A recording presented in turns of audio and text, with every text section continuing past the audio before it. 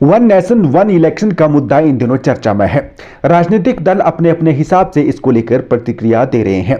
बहरहाल इस मामले में पूर्व केंद्रीय मंत्री और वर्तमान में एमपी अनुराग ठाकुर ने देश हित में अपनी बात प्रमुखता से रखी। देश हित में वन नेशन वन इलेक्शन है। इससे देश के संसाधन भी बचेंगे, देश को और बल मिलेगा, चाहे वो प्रशासनिक तौर पे हो या फिर हमारे सुरक्षा बलों का समय बचेगा, सुरक्षा और बेहतर और मजबूत होगी और हमारे अधिकारी कर्मचारी और समय देश के विकास में दे पाएंगे। जहां लागत और खर्चा भी कम आएगा, वहीं देश को आगे बढ़ाने में भी समय मिलेगा। और केवल चुनाव 5 साल के लिए, जैसे 2029 में होंगे तो अगला 5 साल बाद होगा।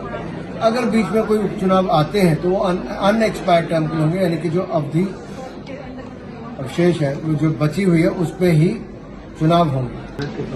देश के बड़े विश्वविद्यालयों में से एक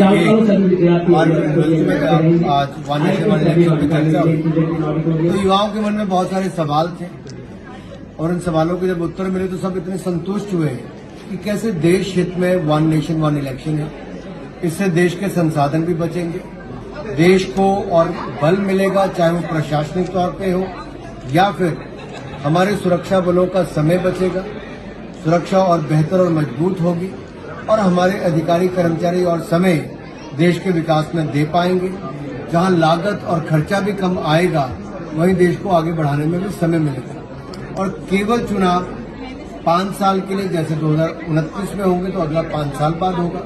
अगर बीच में कोई उपचुनाव आते हैं तो वो अनएक्सपायर्ड टर्म के होंगे, यानी कि जो अवधि शेष है, जो बची हुई है, उस पर ही चुनाव होंगे।